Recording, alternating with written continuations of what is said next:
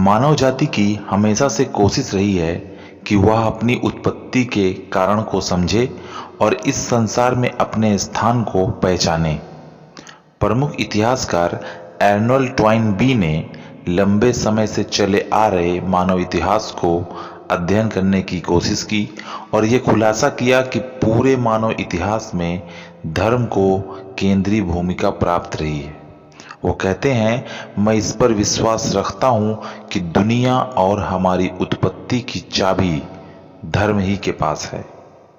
धर्म, लेकिन कौन सा धर्म? दुनिया में तो बहुत सारे धर्म हैं। इनमें वो सच्चा धर्म कौन सा है? आइए देखते हैं। Audio Jungle।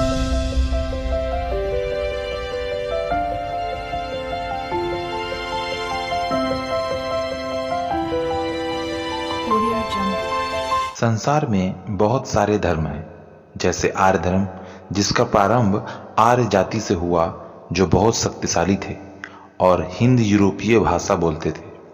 आर्य धर्म को दो भागों में बांटा जा सकता है, पहला वैदिक और दूसरा गैर वैदिक। वैदिक धर्म को आमतौर से हिंदू मत या ब्रह्मानियत के नाम से पुकारा जाता है, जिसका आधार वेदों को माना जाता है, जबकि गैर वैदिक धर्म में जैन, बुद्ध और सिख धर्म आते हैं, जिनका जन्म भारत में ही हुआ और यहीं फला फूला। हिंदू धर्म तमाम आर्याई धर्मों में प्रसिद्ध है, लेकिन वास्तव में हिंदू नाम का कोई धर्म ही नहीं है। हिंदू वास्तव में एक फारसी शब्द है, जिसका प्रयोग उन लोगों के लिए किया गया जो सिंधु नदी के आगे के इलाके के निवासी थे। इतिहासकारों का कहना है कि हिंद शब्द का इस्तेमाल सबसे पहले ईरानियों ने किया था, जो हिमालय के उत्तर दक्षिण रास्ते से भारत आए थे। हिंदू शब्द का इस्तेमाल अरबों ने भी किया था। वेदों और उपनिषद पर आधारित इस धर्म को वैदिक धर्म या सनातन धर्म कहना ज़्यादा उचित होगा, जो विश्व का सबसे पुराना धर्म है और शायद तब से है जब से ये दुनिया है। जबकि गैर वैदिक धर्म, सिख धर्म, गुरु नानक के जन्म से पहले नहीं था। बौद्ध धर्म गौतम बुद्ध के जन्म से पहले नहीं था और जैन धर्म महावीर जैन के जन्म से पहले नहीं था।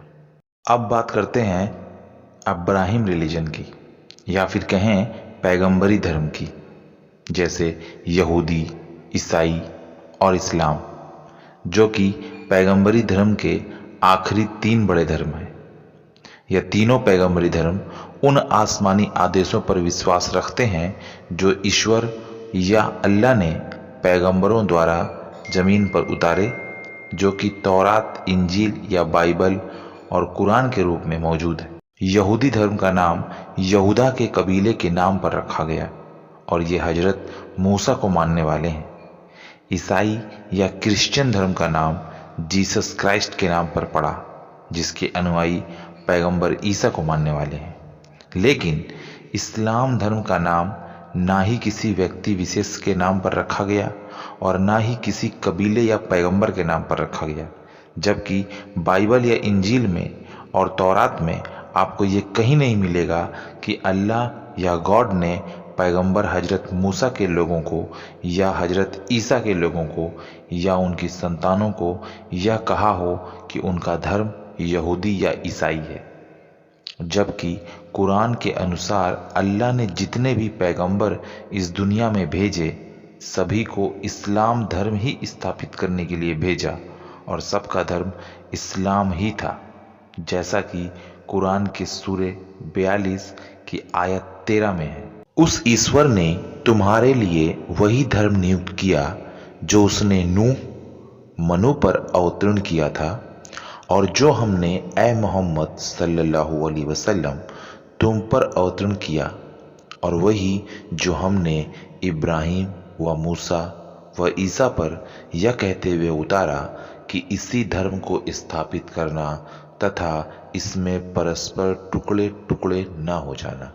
इस तरह देखा जाए तो इस्लाम कोई नया धर्म नहीं है, जिसे पैगंबर मोहम्मद सल्लल्लाहु अलैहि वसल्लम ने स्थापित किया हो, बल्कि यह अल्लाह का सच्चा धर्म है जिसकी मोहम्मद सल्लल्लाहु अलैहि वसल्लम के समय उसके अंतिम रूप में फिर से व्याख्या की गई थी। इस्लाम ही वह धर्म है जिसकी शिक्षा पहले पैगंबर हजरत आदम को दी गई थी, जो कि मानव जाति के आदि पुरुष थे, और वही शिक्षा उनके बाद के आए नबियों, ऋषियों या पैगंबरों को दी गई थी। लेकिन इन सब में विश्व का सबसे पुराना और पहला धर्म सनातन धर्म कहाँ रह गया? तो इस सदा से चले आ रहे अर्थात सनातन धर्म का नाम कुरान ने अरबी भाषा में इस्लाम बताया है, जिसको कुरान ने दूसरी जगह पर दीने कय्यूम अर्थात शाश्वत धर्म से परिभाषित किया है, जिसका सबूत कुरान और वेद में ईश्वर के वर्णन से जाना जा सकता है, जो कि हमारी वीडियो ईश्वर कौन है में विस्तार रूप से बताया गया है। ईश्वर एक है और उसी को अलग अलग भाषाओं में अल्लाह, ईश्वर या गॉड कहा जाता है। तो यह कैसे संभव है कि वह ईश्वर मानव जाति को एक से ज्यादा धर्म दे? बहुत से धर्म अवश्य ही मनुष्य के बनाए हुए हैं जो निराधार है। उस सच्चे ईश्वर ने तो एक ही धर्म बनाया था, और जब जब लोग उस धर्म के रास्ते से भटके तो उसकी पुनः स्थापना के लिए समय समय पर अपने आदेशों और नियमों को ऋषियों, ईशदूतों या कहें पैगंबरों के जरिए इस धरती पर भेजा। जैसा कि गीता के अध्याय 4 श्लोक 7 और 8 में है, जब जब धर्म का अपमान होता है तब धर्म के पुनः स्थापना के लिए ईश्वर पवित्र आत्माओं का सृजन करता है। वह पवित्र पुरुष धार्मिक लोगों की रक्षा करता है तथा अधार्मिक लोगों का विनाश करता है। धर्म की स्थापना के लिए हर युग में संभव करता है। अब प्रश्न ये उठता है कि अगर ईश्वर एक है और धर्म भी एक है, तो सभी की अलग अलग मान्यताएं क्यों हैं? इसका एक ही उत्तर है, सभी धर्म के लोगों का अपने अपने धर्म ग्रंथों से धर्म के असली स्वरूप को ना समझ पाना। जैसे अंतिम ईसवाणी कुरान के अवतरण को अभी 1400 से 1450 साल हुए हैं, और उनके मानने वालों में ये बिगाड़ पैदा हुआ कि वह कुरान पढ़ते तो हैं मगर उसका अर्थ नहीं समझते, और कुरीतियों ने जन्म ले लिया कि गाना बजाना या जुलूस या कब्रों का ठेला मेला इत्यादि असल धर्म से इसका कोई संबंध है ही नहीं। हिंदू सबसे पुरानी धार्मिक कौम है। कभी उनमें भी यह बिगाड़ आया होगा कि वह वेद पढ़ते होंगे परंतु उसका अर्थ नहीं जानते होंगे। फिर एक समय आया होगा कि जब वेद उनके घर की शोभा बढ़ाने के लिए रह गए होंगे और उनका पाठ भी बंद हो गया होगा। और आज हजारों साल बाद स्थिति यह है कि करोड़ों हिंदू संसार में आते हैं और वेदों के एक बार भी दर्शन किए बिना ही चले जाते हैं। अगर ऐसा ना हुआ होता तो सारी मानव जाति एक धर्म पर होती, क्योंकि सारे इस ग्रंथ एक दूसरे की पुष्टि करते हैं। कुरान जो कि अंतिम ईसवाणी है, अपने से पहले आए सारे इस ग्रंथों की पुष्टि करता है। जैसा कि कुरान के सूरे माइदा आयत नंबर 48 में है, और हमने सत्य के साथ हे मोहम्मद सल्लल्लाहु अलैहि वसल्लम तुम पर किताब कुरान उतारी जो इससे पहले आने वाले सभी ग्रंथों की पुष्टि करती है और उन पर निगरान है। आज हमारी स्थिति ऐसी है कि कोई भी हमें धर्म के नाम पर लड़ा देता है, और कोई भी हमें धर्म के नाम पर जो भी शिक्षाएं देता है उसे हम मान लेते हैं और उसी के हिसाब से अपना जीवन व्यतीत करते हैं।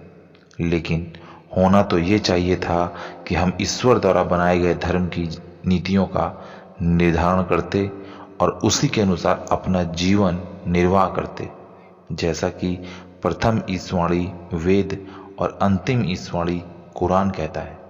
अथर्ववेद अध्याय 7 सूक्त 110 मंत्र 1।